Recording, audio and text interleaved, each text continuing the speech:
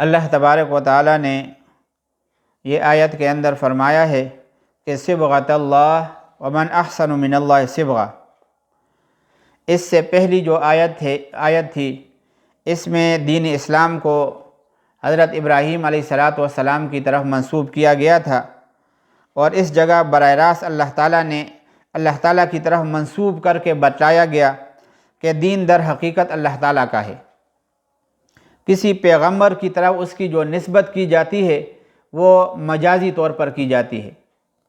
جیسے اصولیین نے باقاعدہ طور پر مجاز اور حقیقت کی ایک بحث ذکر کی ہے۔ تو یہاں پہ جو دین ہے نا، دین وہ حقیقت میں حق تعالی شانہ کا ہے، باقی اس کی نسبت جو ہے وہ کسی خاص پیغمبر کی طرف جو کی جاتی ہے وہ ایک مجازی نسبت ہے۔ تو یہاں پر بھی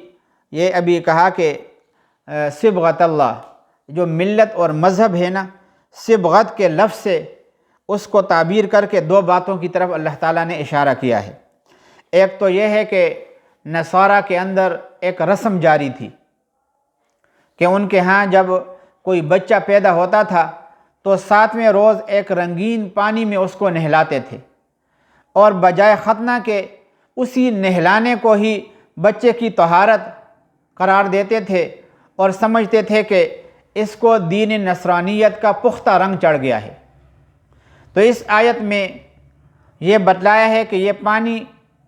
پانی کا جو رنگ ہے یہ دھل کر ختم ہو جاتا ہے، اس کے بعد کوئی اثر نہیں رہتا، اور ختنہ نہ کرنے کی وجہ سے جو گندگی اور ناپاکی جسم میں رہتی ہے اس سے بھی یہ رنگ نجات نہیں دیتا۔ اصل رنگ دین اور ایمان کا رنگ ہے، جو ظاہری اور باطنی جتنی بھی ناپاکیاں ہیں وہ دور کرنے والا ہے، اور اس سے جو ہے نا وہ ہر قسم کی ناپاکیاں ختم ہو جاتی ہیں۔ اور دوسری جو ہے وہ اس بات کی طرف بھی اشارہ ہے کہ دین اور ایمان کو رنگ فرما کر اس طرف اشارہ ہو گیا کہ جس طرح رنگ آنکھوں سے محسوس ہوتا ہے، مومن کے ایمان کی علامات اس کے چہرہ اور اس کے منہ کے اوپر وہ ظاہر ہونے چاہیے، اس کے حرکات، سکنات اور معاملات اور عادات وہ اسلام کے مطابق ہو۔ آج ہم دیکھتے ہیں کہ ہم سب کی کوشش یہی ہوتی ہے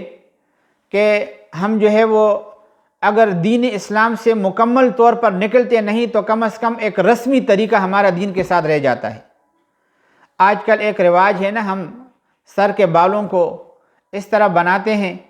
کہ سر کے بالکل چوٹی میں تھوڑے سے بال چھوڑ دیتے ہیں اور چاروں طرف سے بال کو منڈوا دیتے ہیں، گویا کہ ایک شیطانی بت نہیں ہوتا، وہ بت ہم بن جاتے ہیں، اور بڑے فخریہ انداز سے ہم جو ہے نا یہ بات کرتے ہیں، اور یہ اتنے بھی نکمے غور نہیں کرتے کہ کم از کم شیشہ کو دیکھ لیں کہ ان کی ہیئت جو ہے نا کس طریقے سے بگڑ گئی ہے۔ ایک بگڑی ہوئی صورت اور آگے پیچھے سے جو ہے نا ایک کٹورا، وہ لوگوں کے سامنے ایسا سر رکھ کے پھرتے ہیں، اتنا برا لگتے ہیں کہ جس کی کوئی انتہا نہیں ہوتی، لیکن شیطان نے یہ طریقہ ان کے سامنے اچھا کر کے رکھ دیا ہے، اس لیے دڑا دڑ اس کے اوپر عمل کرتے ہیں، اور پھر چہرے کے اوپر داڑھی کو چھوڑتے ہی نہیں۔ اللہ تبارک و تعالیٰ نے داڑھی جو ہے نا وہ ایک مرد کے لیے حسن قرار دیا ہے، اور عورت کے لیے بڑے بڑے بال یہ حسن قرار دیا ہے۔ بعض فرشتوں کی تسبیح ہی یہی ہے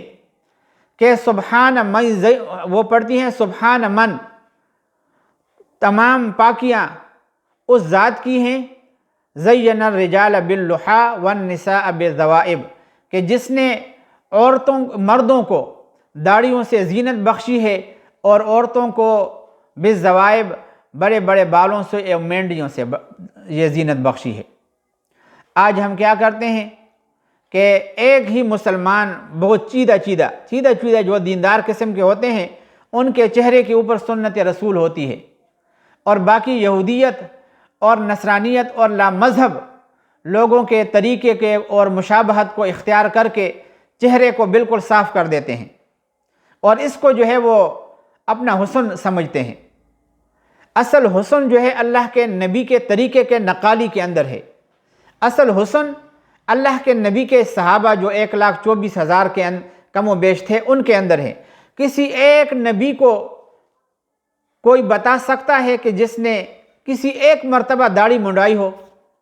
یا کسی ایک صحابی کے بارے میں کوئی روایت پیش کر سکتا ہے کہ اس نے داڑھی منڈائی ہو؟ تمام انبیاء جو 1,24,000 کم و بیش تھے، اور تمام صحابہ جو کم و بیش 1,24,000 تھے، اور اس کے بعد تابعین، تابعین، اکابر امت، جتنے اولیاء، صلحاء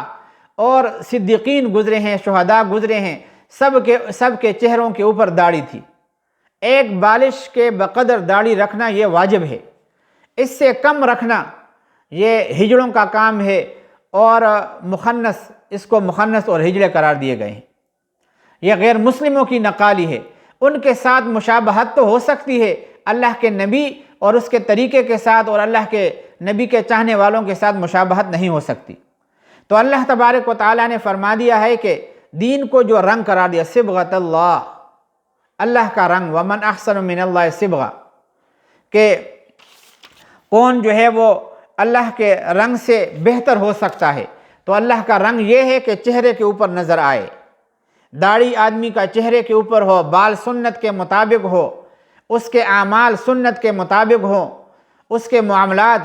سنت کے مطابق ہوں، اور اس کے عبادات کے طریقے وہ سنت کے مطابق ہو، تو پھر کہیں جا کے وہ صبغۃ اللہ، اللہ کے رنگ کے اندر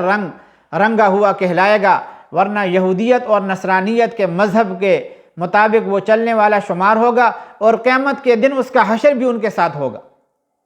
ایک حدیث میں نبی کریم صلی اللہ علیہ وسلم کا ارشاد ہے کہ جو شخص جس قوم کی نقالی اختیار کرتا ہے، قیامت کے دن حق تعالی شانہ اس کا حشر بھی ان لوگوں کے ساتھ کرے گا۔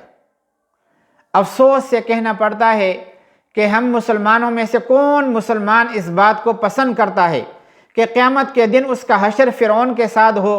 حامان کے ساتھ ہو، شداد کے ساتھ ہو، ابو جہل کے ساتھ ہو، ابی بن خلف کے ساتھ ہو،